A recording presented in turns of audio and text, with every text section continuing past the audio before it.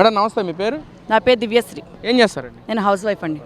ఏంటమ్మా అసలు ముఖ్యంగా ఈ ప్రభుత్వంలో మహిళల రక్షణ లేదు, ఎక్కడ చూసినా మహిళల మీద అరాచకాలు ఎక్కువైపోయాయని చెప్పి వైసీపీ నాయకులు మాట్లాడుతున్నారు. ఏంటి ఒక మహిళగా ఈ ప్రభుత్వం మీద మీ ఒపీనియన్ ఏంటి అసలు? ప్రభుత్వం అనేది చాలా బాగుందండి. మహిళల అరాచకాలు జరుగుతున్నాయి అంటే అది ఈ ప్రభుత్వంలో కాదు, వైఎస్పీ ప్రభుత్వంలో ఇన్ని జరిగినాయో అందరు కళ్ళకట్టుకు తిరిగారండి. ఆడపిల్లలకి చిన్న పిల్లల్ని కూడా రేప్ చేసి చంపేసినా కూడా పట్టించుకునే నాదుడు లేడు. అలాంటి కుట్రాలు కుతంత్రాలు, ఆడవాళ్ళ కిడ్నాప్ అవ్వటాలు ఇలాంటివన్నీ ఒక వైసీపీ ప్రభుత్వంలో జరిగినాయి. ఆ టైంలో ఆడవాళ్ళకి ఏది జరిగినా కూడా పట్టించుకొని ప్రభుత్వం అండి. ఈ ప్రభుత్వంలో వాళ్ళు మంచి చెడ్డ చేస్తున్నారు, మమ్మల్ని పట్టించుకున్నారు. ముందుగానే వీళ్ళు ఏ యాక్షన్ తీసుకుంటారు, తప్పు చేసిన వాడు శిక్ష పడుతుందని ముందుగానే తెలుసుకుని వీళ్ళు కఠిన చర్యలు తీసుకుంటారని భయం వేసి వాళ్ళకంతా వాళ్ళే సూసైడ్ చేసి చచ్చిపోయారండి. మొన్న ఈ మధ్య మీరు చూస్తుంటారు. అలాంటి ప్రభుత్వం మీద నిందలేస్తే ఎలా కుదురుతండి? అంటే ఇక్కడ ఏదైతే మొన్న గుంటూరులో జరిగిన సంఘటన, టీడీపీ గుండాలే కావాలనే మహిళల్ని టార్గెట్ చేసి ఆ విధంగా చేస్తే చంద్రబాబు ఎందుకు పట్టించుకోవట్లేదని చెప్పి కూడా వైసీపీ నాయకులు మాట్లాడుతున్నారు. ఏంటండి అసలు ఇవాళ ప్రభుత్వం ఎలా ఉందండి? వాళ్ళు బట్టలోడు తీసుకెళ్ళినా చెందిన ప్రభుత్వం నా ప్రభుత్వం అని ఆగలేదండి. వాళ్ళ మీద కఠిన చర్యలు తీసుకుంటాం, ఎవరైనా ఒకటే అని చంద్రబాబు నాయుడు గారు మీడియా ముందు సమక్షంలో ఒప్పుకుని వాళ్ళ ప్రభుత్వంలో వాళ్ళు చేసిన తప్పును కూడా వాళ్ళు ఇచ్చేయకుండా సమర్థించకుండా వాళ్ళ మీద యాక్షన్ తీసుకున్నారండి. హోమ్ మినిస్టర్ మేడం కూడా ఆడవాళ్ళకి అన్యాయం జరిగింది, ఇది నా ప్రభుత్వం సైలెంట్ కూర్చోలే, ఆవిడ కూడా ముందుకు వచ్చి యాక్షన్ తీసుకుంటున్నాను మేము అనుకుంటున్నామండి. మేడం ఏదైతే జగన్మోహన్ రెడ్డి గారు నిన్న ప్రెస్ మీట్లో మాట్లాడుతూ జగన్ 2.0 అంటూ ఒక డిజిటల్ యాప్ ఇచ్చేసిన పరిస్థితి ఏంటి, దాని మీద మీ ఒపీనియన్ ఏంటి అసలు? అది దేనికి మడిసి పెట్టుకుంటానికి అది. ఎందుకంటే ఆల్రెడీ ఆయన చేసిన పాపాలు ఆయనకే ఉన్నాయి. ఆ బుక్ వాళ్ళ పాపాలు వాళ్ళకే ఉంటాయి, కానీ వీళ్ళేం తప్పు చేశారు, వీళ్ళు పలానా తప్పు టీడీపీ వాళ్ళు చేశారు అంటానికి ఏముంది చెప్పమానండి. నువ్వు నీ ప్రభుత్వంలో ఎన్నో తప్పులు చేసావు.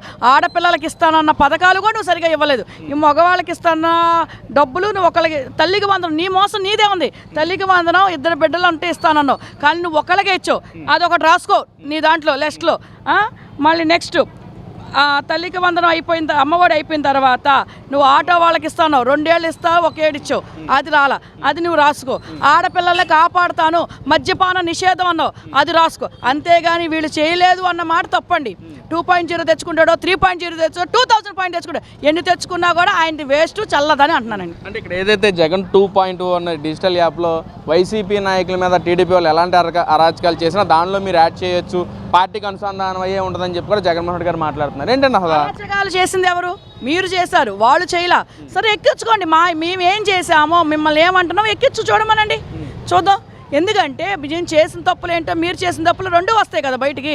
ఇవాళ ప్రజలేం పిచ్చివాళ్ళ లేరండి, బయటికి ఎవరు తప్పు ఎవరు ఒప్పు అని అందరికీ తెలుస్తున్నాయి. అప్పుడు ప్రపంచంలో ఉన్న వాళ్ళు కాదు, ఇప్పుడు అందరూ సబ్జెక్టుగా ఆలోచించేస్తారు. నీకు అంత సబ్జెక్టుగా ఆలోచించి ఎవరిని ఎన్నుకోవాలో ఆలోచించారు కాబట్టే నువ్వు 11 సీట్లతో ఓడిపోయావు. ఇవాళ నువ్వు చేసిన మోసాలు అంతా ఇంత కాదని నేను అంటున్నానండి. అసలు 2.0 అంటే అసలు జగన్మోహన్ రెడ్డి గారికి అర్థం తెలుసా? అది చెప్పమని ముందు మావిగాని అంటాడు. ఆ మావిగాని అర్థం ఏంటి? ఆ మావిగాని అర్థం తెలీదు, 2.0కే అర్థం లేదు. అసలు 2.0 డిజిటల్ తీసుకొస్తున్నాడు. దేన్ని తీసుకొస్తున్నాడు? ఇసుక మాఫియా చేశాడు, దాంట్లో యాడ్ చేసుకునే. ఋషికొండ దగ్గర ఒక ఐవీ ప్యాలెస్ కట్టాడు, అది యాడ్ చేసుకుంటానికి. ఆడపిల్లల్ని ఎంత ఇబ్బందులు పెట్టాడో, ఎక్కడికి వెళ్ళిన అరాచకాలు చేస్తాడో అలాంటి రాసుకుంటానికి ఆయనకే తప్ప ఈ ప్రభుత్వం గురించి తప్పు చేశారని ఎక్కించుకోవడానికి ఏది లేదని అంటున్నానండి. అంటే ఇక్కడ ఏదైతే మావిగన్ అంటున్నారు జగన్మోహన్ రెడ్డి గారు, 2029లో కూడా మావిగన్ మీదే స్టాండ్ అయ్యాను. ఇక్కడ అమరావతిలో కొన్ని వేల కోట్లు స్కాములు జరుగుతూ ఉంది, దాన్ని మేము వ్యతిరేకిస్తాం, రాజధాని కూడా మేము వ్యతిరేకం కాదు, అక్కడ జరిగే స్కాములకే మేము వ్యతిరేకం అని చెప్పి మాట్లాడుతున్నారు కదా. ఏంటి దాని మీద? మీరు 5 ఏళ్ల పాలనలో అంత స్కాములు జరిగేది, మీ 5 ఏళ్ల పాలన ఎందుకు బయట తీయలేదు? అసలు ముందు మార్చేద్దాం ఆ ఊరు ఈ ఊరు అంటున్నావే, కానీ ఈ అమరావతిలో ఇంత స్కామ్ జరిగింది, ఇది ఇలాంటిది, ఇది మంచిది కాదు అని నువ్వు ఎందుకు బయట పెట్టలా? 5 ఏళ్లలో చేయలేదు, ఇప్పుడు ఈ 2 ఏళ్లలో నీకు గుర్తుకొచ్చింది ఇది స్కాము, ఇది మంచి కాదు అని. ఒకడు బాగుపడితే ఓరవలేని పరిస్థితి అండి జగన్మోహన్ రెడ్డి గారిది. ఎందుకంటే నిన్నగాక మొన్న ముద్రగడ పద్మనాభం గారు చనిపోతే ఏ పార్టీ అయితే ఏంది, కూతురు ఇంకో పార్టీ అవ్వచ్చు, తండ్రి ఇంకో పార్టీ అవ్వచ్చు, అంతేగాని అక్కడ తండ్రిని చూసుకునే హక్కు ఎవరికైనా ఉంటుంది. కానీ నీ కార్యకర్తలు ఆ ఆడబిడ్డను నడి రోడ్లో తోసేసి చెందారంటే ఇవాళ రేపొద్దున నువ్వు గెలిచిన తర్వాత మాలాంటి వాళ్ళ పరిస్థితి ఏమనుకోవాలి? ఒక పోస్ట్లో ఉండి ఒక పార్టీలో ఉన్న ఆవిడనే నువ్వు ఇచ్చేసావు, కన్న తండ్రి చూపు కూడా చూసుకొని ఇవ్వలేదు అంటే అంత నీచుడువా నువ్వు? నీ కన్న తండ్రి పాడి పడతానికి రాలా, నీ బాబాయ్ పాడి పడతాను రా, ఇవాళ ముద్రగడ్డ పద్మనాభం పాడి పడతానికి ఎందుకు వచ్చావు? ఇది కుల రాజకీయమా? కుల రాజకీయాలు చేస్తున్నావే నువ్వు?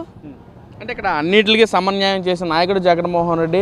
జగన్మోహన్ రెడ్డి చనిపోయినా జగన్మోహన్ రెడ్డి ఫోటో ప్రతి ఇంట్లో ఉండాలి, ప్రతి మనిషి గుండెల్లో ఉండాలని చెప్పి ఆ విధంగా నేను తపన పడుతున్నాను, ఆ విధంగా నేను పరిపాలన కూడా అందించానని చెప్పి కూడా మాట్లాడుతున్నాను. మరి ఫోటో పెట్టుకుంటారు, దేనికి పెట్టుకుంటారు తెలుసా అండి? జగన్మోహన్ రెడ్డి గారి ఫోటో.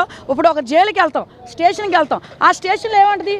ఒక దొంగ, ఒక రేపిస్టు, ఒక దొంగతనం చేసిన అన్నట్టుగా ఫోటోలు ఉంటాయి కదా. అట్లా జగన్మోహన్ రెడ్డి అమ్మ ఈ వచ్చేసారైనా జగన్మోహన్ రెడ్డిని గెలిపించకూడదు అని ఫోటో పెట్టుకుంటాం. అంటే ఇక్కడ మాట్లాడుతున్నారు ప్రజలకు సుపరిపాలన అందించింది మేము, చంద్రబాబు నాయుడు గారు పరిపాలన ఏమి అందించలేకపోతున్నాడు, మొత్తం నాశనం చేయడం తప్ప అసలు ఏమీ లేదని చెప్పి మాట్లాడుతున్నారు. మరి పరిపాలన ఎలా ఉన్నదో కొత్త కొత్త ఇండస్ట్రీలు తీసుకొచ్చిన వాళ్ళని అడగమని చెప్తారు.